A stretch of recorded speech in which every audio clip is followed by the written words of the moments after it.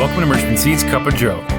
On this episode, hear a recap of white mold and how Stalk Digestion products can limit the amount of disease in the field. We show more Meristem yield results and how fungicide can be enhanced with Foliar fertilizers. And we discuss the technology differences in late season foliar products.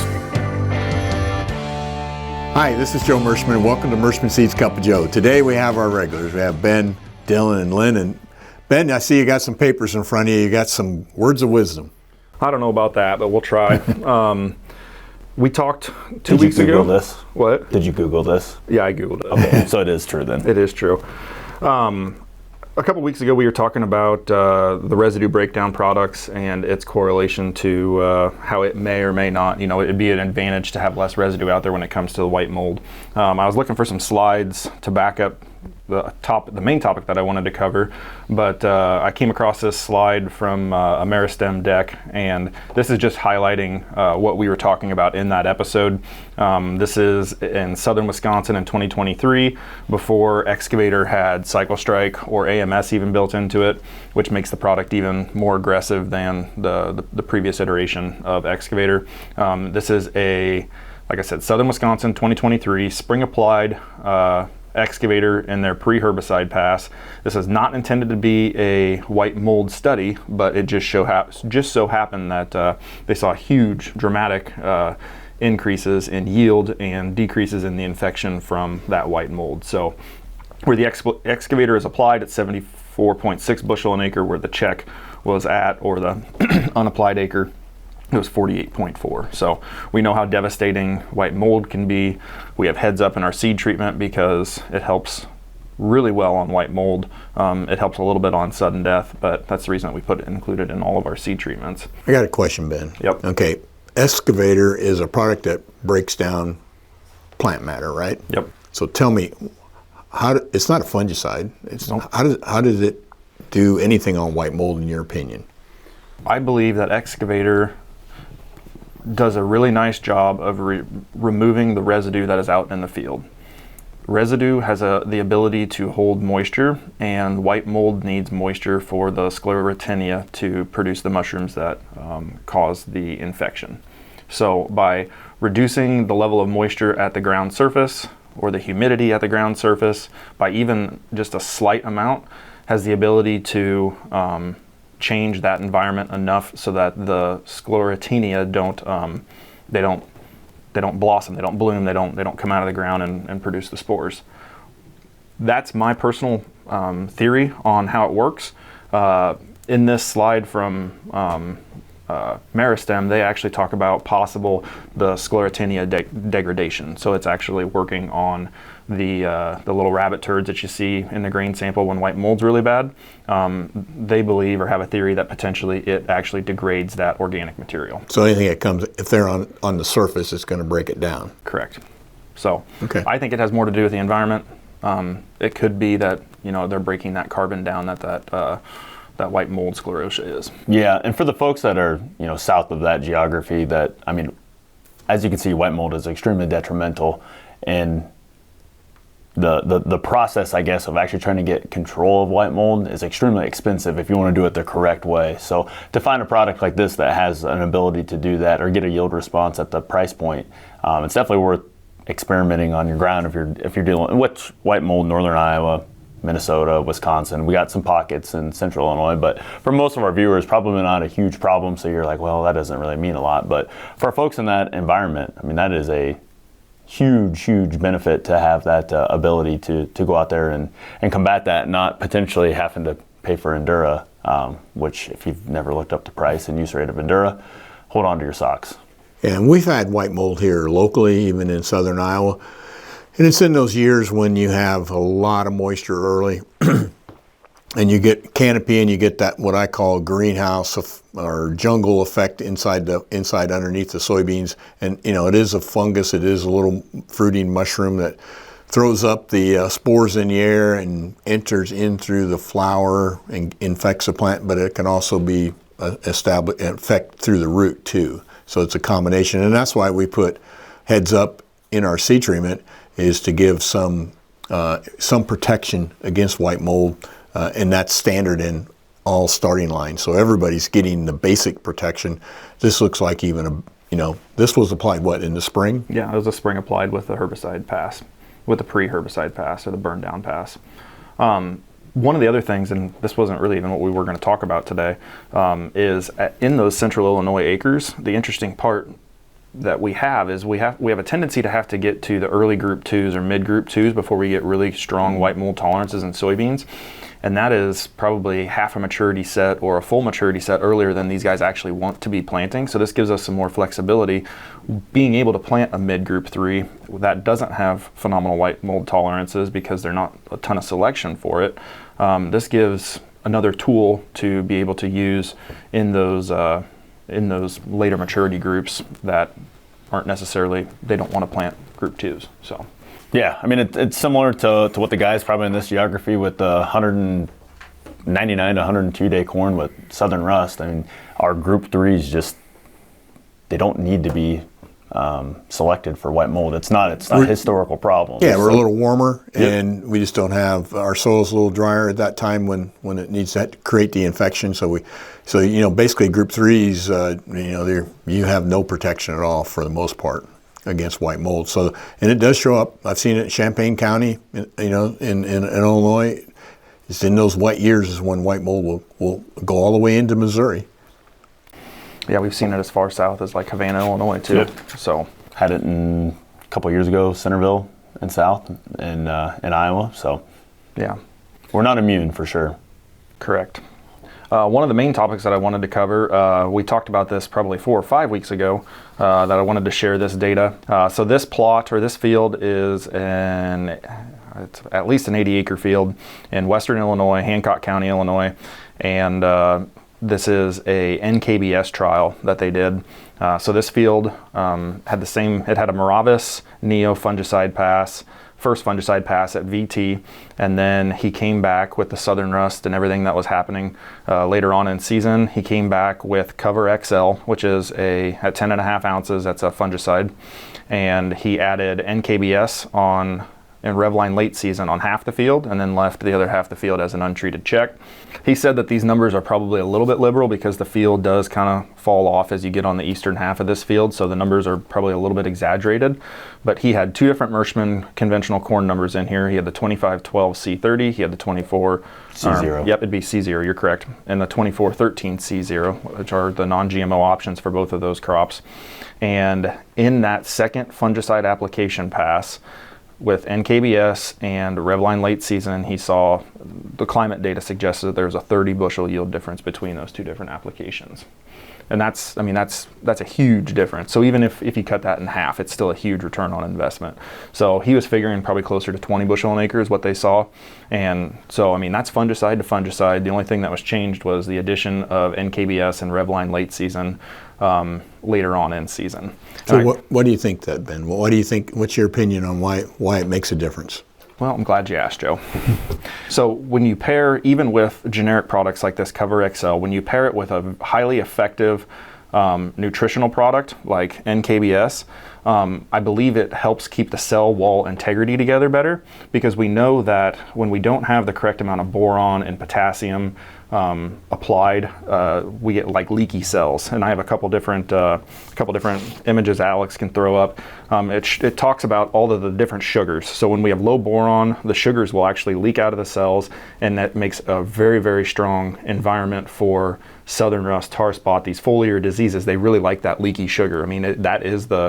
That is the basis for their energy, and that is where they derive their energy from, is those sugars. So when we have a fungicide that is active on the pathogens that are there, plus we have NKBS that is doing a nice job holding these cell walls together, so we have less leaky sugars in those plants. There's not as much of a food source for the pathogen that's there, so you can pair these things together to get a 1 + 1, and I really don't like that saying, but it's almost true, and it is true in this case. You get 1 + 1 = 3 instead of 1 + 1 = 2, because the NKBS product is actually helping the fungicide be more effective.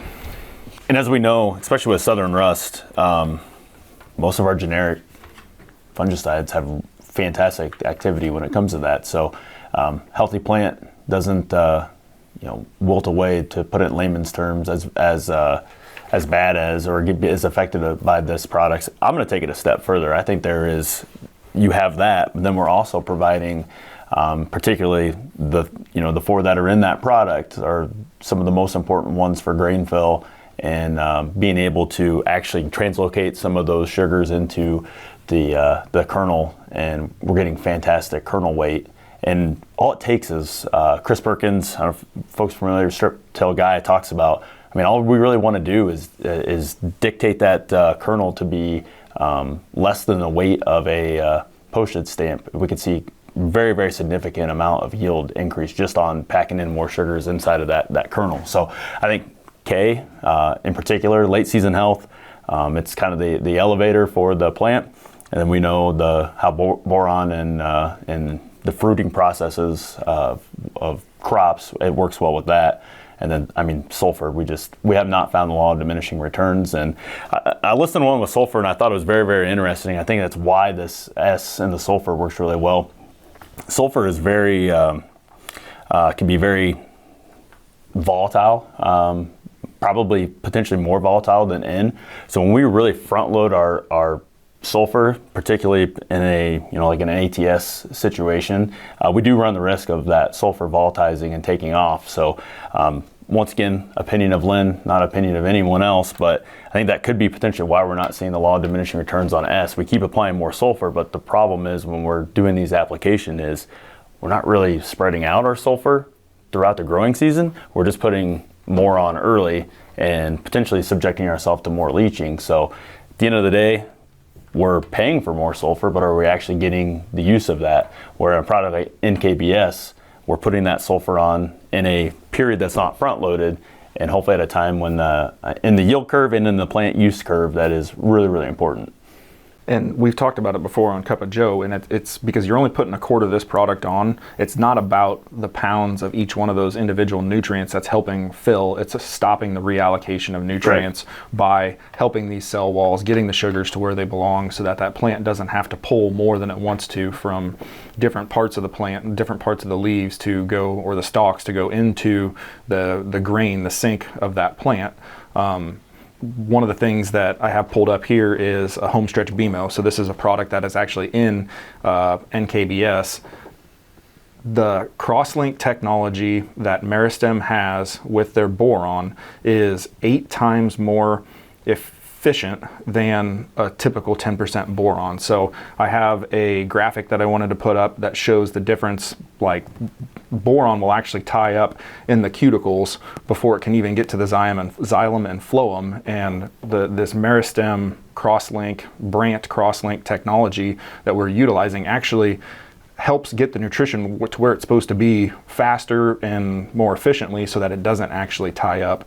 And the video kind of shows just an illustration of what's getting into the leaf and into the xylem and phloem where it needs to go, so that we can actually get the nutrition to where we want it to be, instead of being tied up on the leaf surface in the leaf cuticles, not going into the xylem and phloem. Yeah, so if you're a guy that does leaf testing and you put on an application of 10% boron, you might get really excited because you're going to see a lot of boron in that leaf, but it is of our opinion and talking with those folks that that's actually not a good thing. I'm not saying we want to be deficient in the leaf surface, but if we are really, really high, see that big spike, and then it kind of stays, we're not getting the boron to where we needed it to. And yeah, to your point on the K side of it, I thought it was really interesting. We're at the Brandt Field Day, they were talking about using a NKBS style product. Even in soil deficient K, they can trick that plant into kind of thinking, when you get it on the leaves, it's kind of like changing the temperature in the room a little bit, that plant thinks, hey, I'm not in a K deficient scenario, when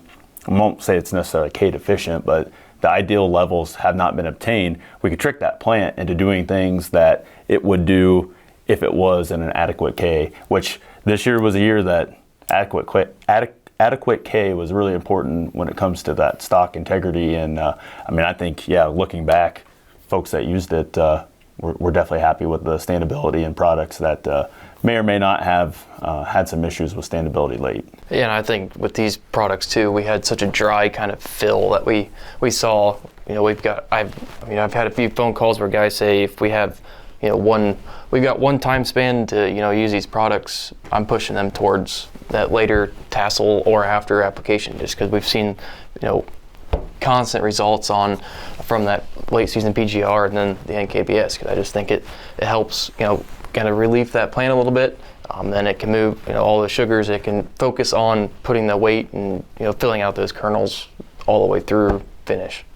Yeah, I would have to agree. I think, and the guys from Meristem would probably agree with me, that Revline late season PGR does wonders on soybeans. You can literally see it in 3 or 4 nodes where there's extra pods and extra clusters. Yep. It's harder to see on the corn side, yep, but it's doing the same thing. It's allowing for more kernel retention. It's tricking that plant with the different hormone imbalances, yep, that it has inside that plant to act a little bit more relaxed, get the nutrition where it belongs, and give growers positive return on investment.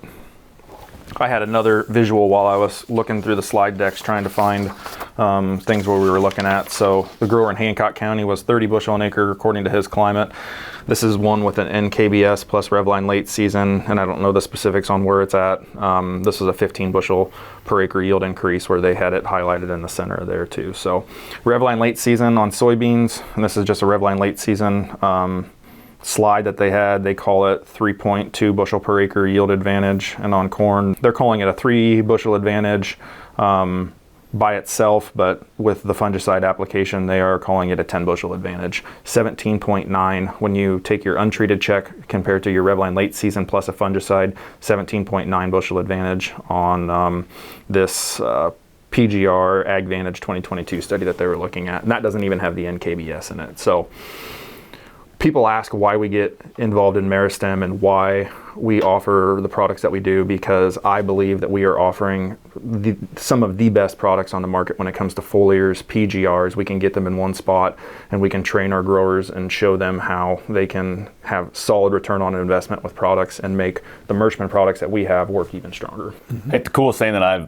out of our plot this year, obviously the yields were cool, but in your PGR application on the Reagans, I mean, it's incredible to see that late season when it was applied, to see the visual response on that node, to see how much difference that made. As you're looking through the plant, I mean, you could study the plant. It took about 5 seconds to realize, well, there's 2 applications of the PGR there and there. That's pretty cool. And the really cool part was we were able to hold on to that retention and translate that into yield. I would say we saw decent results with it, but man, if we would have got some finish to it, whoo, doggies. That was going to be pretty cool stuff. So we'll work on Joe to see if he can let us put some drip tape irrigation out there. That's right. and go from that route. Yeah. Well, speaking of just adding water, you know that we had so much rain in a lot of our areas in July, and it affected roots, particularly late in the season. You know, in other words, basically set up that stock rot a lot earlier. But Ben, you want to explain a little bit about root mass and you know, as we push these populations, what we're doing to the roots? Yeah, Joe and I were talking about this, and some of our plant breeders on the corn side were also talking about these roots that showed up in the last week of harvest or the last 2 weeks of harvest. There is a 2.5% decrease in root mass every time that you increase plants by 1,000 plants per acre. So when we are looking at a 30,000 plants per acre, the root mass is 12.3 grams per plant. When you bump that to 36,000, you're at 10.5 grams per plant. And when you get all the way up into the 42,000, which a lot of our material, we wouldn't suggest that high of a population, you're clear down to 9 grams per plant.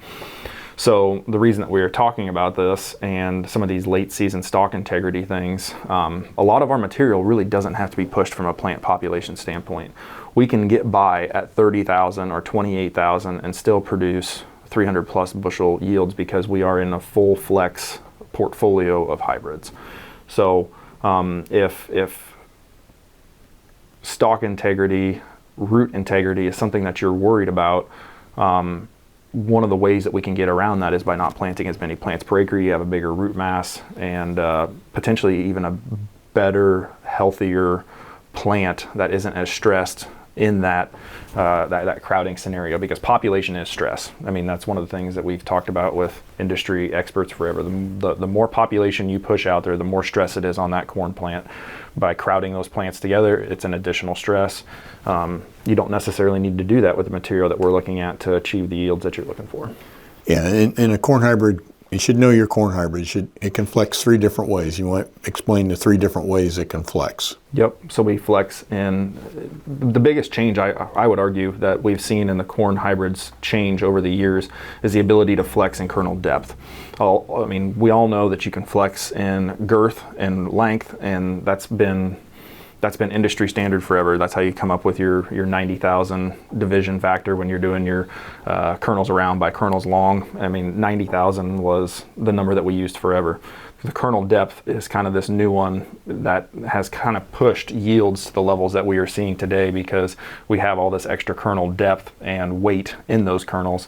And if you don't know how your corn plant makes yield, you don't know how to treat it to get the most bang for your buck. Because if it is a product that puts 30 kernels long on it, and all of its yields comes from depth, the last thing that you want to do is place that hybrid on a guy that's not going to spend money on fungicide and a heavy disease pressure year. That corn plant is going to get disease, it's going to shut down early, it's going to die and dry. And what that plant wants to do to build yield is it wants to put as big and deep and heavy of a kernel on as possible to get a division factor closer to 60 versus 90,000 kernels per pound.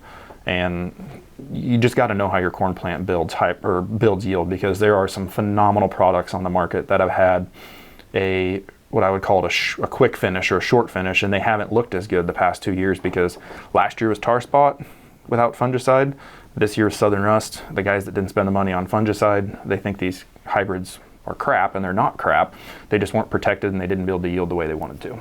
Yeah, it's a good distinction, because, and again, it might affect the way you do your fertility too, to make sure you've got the nutrients there if it's going to need it for the kernel depth. So when does we all know corn potential is determined early, but the fill period is the other aspect of it now with kernel depth. Correct, and that's why, to Dylan's point, why we see the Revline late season and the NKBS, that's one of our favorite products, is we are targeting that late fill. We are targeting keeping that plant as healthy as long as possible and not reallocating nutrients in ways that's inefficient for the plant. Okay. Well, it's been really cold the last few days here in the Midwest. I think I heard this morning 43% of the lower 48 states are covered with snow. So definitely cold in a big area. So I thought, well, I'd bring some snow jokes to the table here. What kind of ball doesn't bounce? Snowball. Yeah. See, Ben's already 7 years. He's ahead of me. He's always ahead of me. Okay. He was peeking at it during the filming earlier. Oh, it could be.